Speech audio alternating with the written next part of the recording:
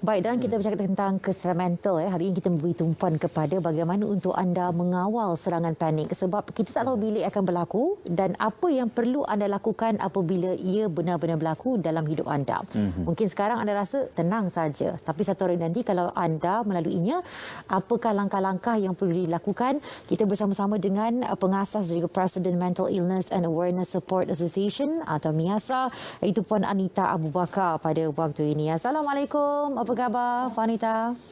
Waalaikumsalam. Ya. Terima kasih Puan Anita sekali lagi bersama dengan kami untuk pagi ini. Dalam kesihatan mental kita ada beberapa cabangnya ataupun kita ada beberapa elemen yang boleh kita gambarkan. Antaranya selalu kita dengar anxiety, panic attack ataupun orang kata simptom-simptom seperti berpeluh dan juga tidak senang duduk. Jadi perkara-perkara ini banyak bercerita tentang aspek mental ataupun bagaimana keadaan mental seseorang itu sendiri. Apa yang boleh kita ceritakan korelasi antara emosi, psikologi, mental dan juga simptom-simptom seperti yang disebutkan tadi, Puan Anita? Boleh, terima kasih Ismail. Okey, apabila kita bercakap tentang kedua-duanya, ya, apabila serangan panik, emosi, apabila kita berasa kebimbangan yang amat sangat, ia sebenarnya adalah suatu emosi yang berbeza dengan emosi bimbang, resah, gelisah yang biasa tu, Ismail. Semua orang ada emosi-emosi sebegini, tetapi ia menjadi sukar, ia adalah suatu cabaran yang luar biasa apabila ia menjadi suatu penyakit, iaitu kebimbangan yang melampau, dan kita sering kaitkan dengan kadang-kadang serangan panik yang berlaku, iaitu ketakutan yang amat sangat. Jadi kalau kita tidak ada coping mekanisme yang baik, ia boleh melumpuhkan kita daripada segi mengganggu rutin harian, susah nak berfungsi, melakukan aktiviti-aktiviti seperti insan-insan yang lain. Ya, baik. Dan apabila kita memberi tumpuan kepada serangan panik, dan apabila kita bercakap juga tentang perkara ini, apa yang boleh kita kategorikan sebagai serangan panik? Mungkin ada setengah orang dirasa terkejut ataupun ada yang sedikit sederhana perasaannya itu dirasa macam biasa saja, tapi itu merupakan simptom-simptom awal kepada serangan panik. Mungkin boleh jelaskan lebih lanjut, Puan Anita? Boleh. Okay. Serangan panik ni Hani berbeza dengan emosi, anxiety ataupun kebimbangan yang melampau ni disebabkan oleh serangan panik ni boleh berlaku tiba-tiba. Maksudnya kita tengah contohnya menonton TV, tiba-tiba mendapat serangan panik.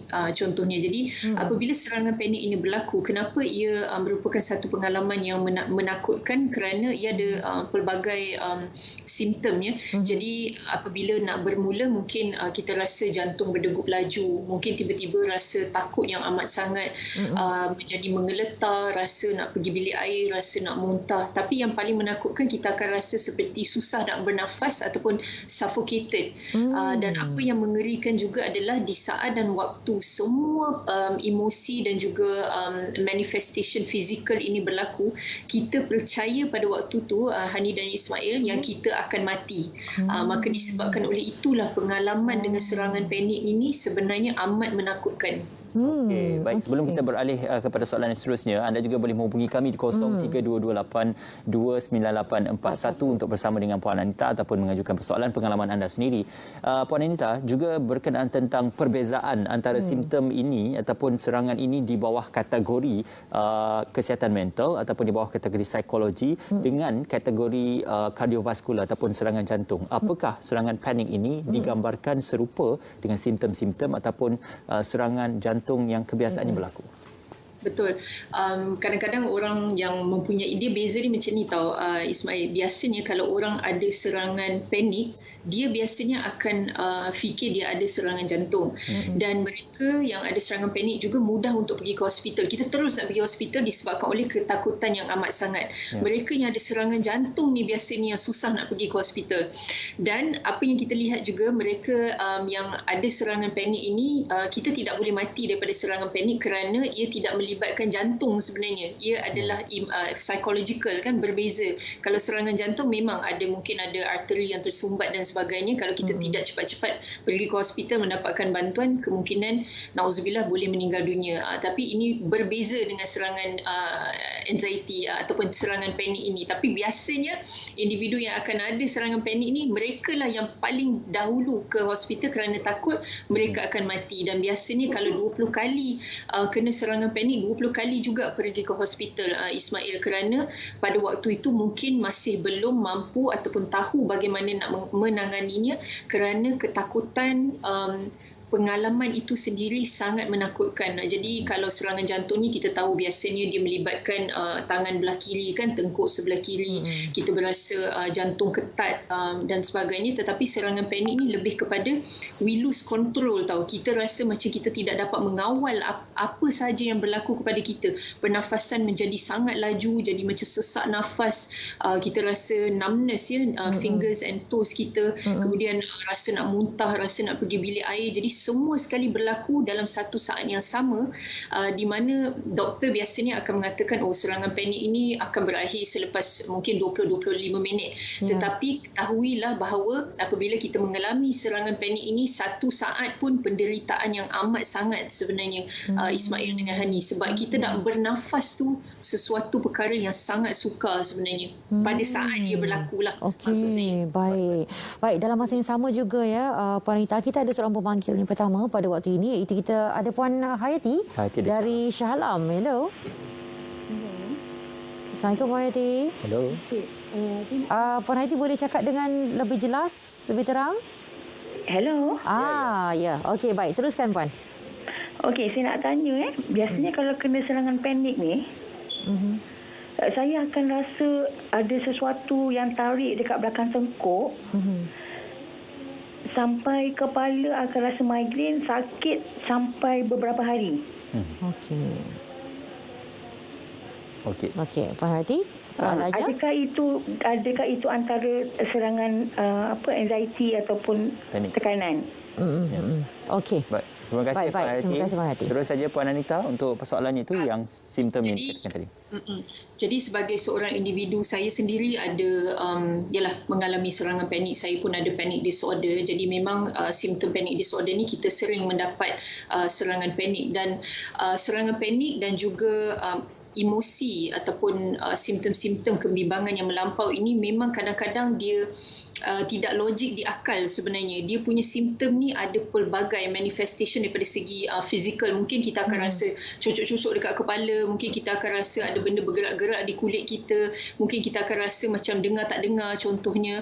Jadi kalau kita ada contohnya seperti yang Puan katakan tadi, tengkuk, kepala, migrain dan sebagainya, ini juga merupakan simptom tekanan itu sendiri ataupun mungkin anxiety. Sebab kalau anxiety ni berlarutan Ismail dan Hani, tidak semestinya berlaku serangan panik, tetapi kebimbangan yang melampau, anxiety yang melampau juga boleh membuatkan kita susah nak menghadapinya, kerana dia contohnya kita bimbang tak habis-habis, dan kebimbangan itu dia melampau. Kadang-kadang tidak dapat diterima oleh logik akal kerana ia belum lagi berlaku, tetapi kita sudah pun takut dan simptom fizikal itu berlaku. Seperti apa yang Puan katakan tadi, mungkin sakit perut yang amat sangat, rasa perut ni kadang-kadang macam nak meletup, rasa nak muntah, pening kepala, mungkin kadang-kadang boleh juga berlaku kita rasa demam, menggigil, peluh sejuk dan sebagainya. Jadi manifestation daripada fizikal ni, simptom-simptom fizikal ni banyak sebenarnya.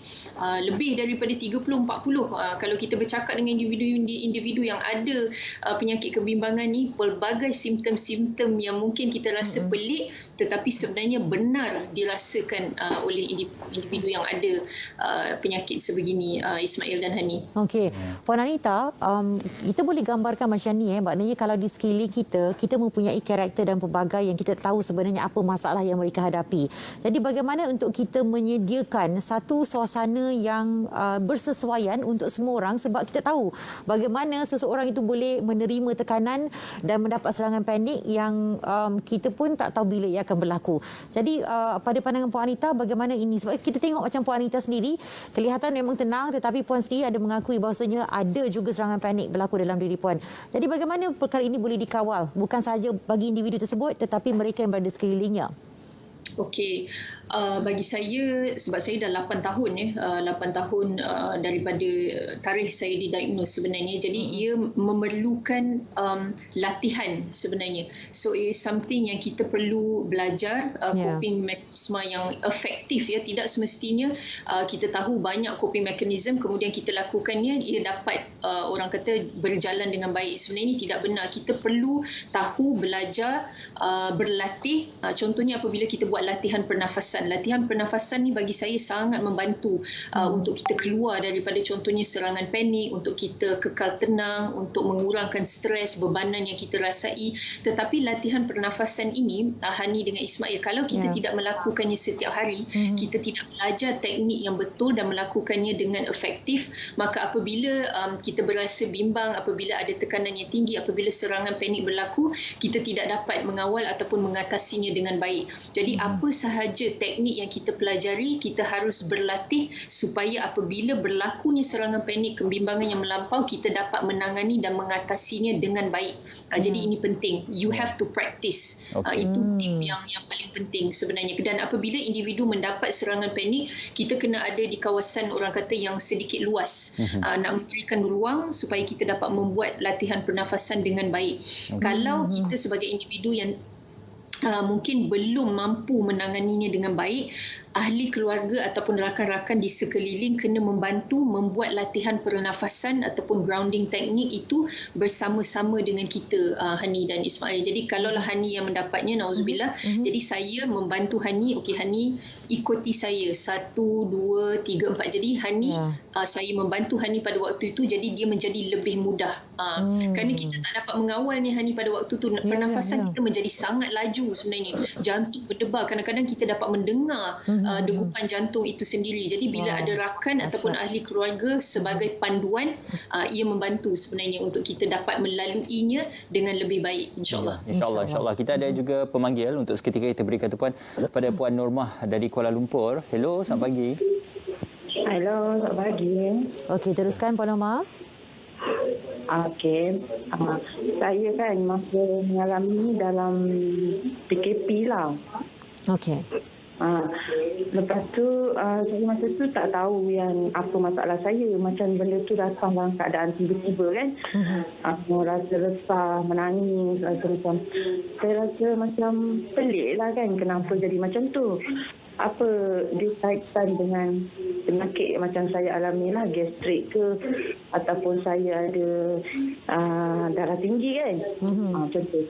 So bila saya pergi klinik untuk rawatan darah tinggi saya, bila dia cek saya punya tekanan darah tinggi tu jadi tinggi dan jantung saya selalu berdebar-debar. Doktor macam pelik juga sebab kita dah makan ubat.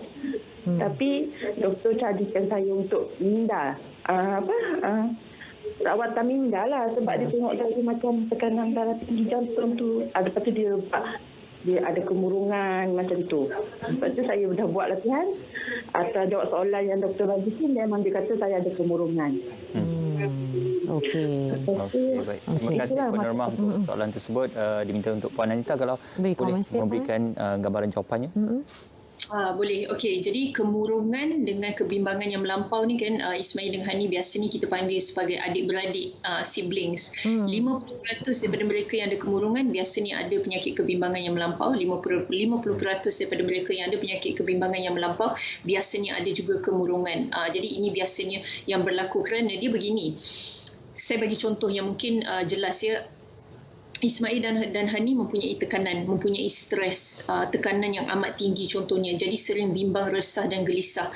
Jadi apabila kita dalam keadaan begitu dan ia berlarutan, contohnya kita tidak dapat menanganinya, tak ada effective coping mechanisms, mungkin lambat mendapat rawatan, jadi kita tidak dapat mengatasinya dengan baik, lama-lama ia boleh jatuh kepada kemurungan. Kita jadi murung sebab kita tidak tahu bagaimana nak mengatasinya. Setiap hari dalam keadaan begitu Ismail dan Hani. Jadi bayangkan nak bernafas bernafas susah, nak menjalankan rutin harian susah, nak menjaga anak-anak, suami isteri menjaga rumah sukar, nak pergi kerja tak boleh, nak duduk bersendirian tidak mampu. Jadi ini sebenarnya apa yang berlaku. Kita akan merasakan kita menjadi beban kepada keluarga, kita menyusahkan keluarga. Jadi perasaan bersalah itu meningkat, rasa mungkin putus asa contohnya, na'udzubillah. Jadi semuanya dikombinasikan akan menyebabkan kita jatuh kepada kemurungan pula. Jadi ini sebenarnya apa yang berlaku apabila keadaan seseorang yang tidak dapat menanganinya dengan baik, tidak dapat rawatan yang efektif dan tidak ada sistem sokongan yang ampuh. Jadi ini suatu situasi yang sangat common ya sebenarnya, Hani dan Ismail. Okey, baik. Terima kasih Puan Anita atas perkongsian tersebut. Itu dia kalau kita boleh gambarkan bagaimana serangan panik ini sebenarnya ia boleh berlaku kepada sesiapa saja, tetapi bagaimana kita menanganinya dan bagaimana kita mendapatkan bantuan pada orang yang betul ataupun ahli keluarga ataupun sahabat handai di sekeliling, itu adalah satu perkara yang penting. Terima kasih sekali lagi Puan Anita Abu Bakar, pengasas dan Presiden Mental Illness and Awareness Support Association MIASA, kerana bersama dengan kami pada pagi ini. Ya, baik. Kehidupan ini satu proses dari segi healing dan juga rawatan itu juga mengambil masa. Jangan paksa diri, tetapi yang paling utama adalah untuk mendapatkan rawatan yang betul dan bagaimana caranya untuk anda menguasai diri. Semangat itu kena tinggi bagi kita memulihkan keadaan dan sembuh seperti sedia kala. Okey, itu yang sama-sama kita boleh lakukan dalam perihal keluarga Malaysia secara bersama. Kita nak ke Melaka, kita akan terus saja mendapatkan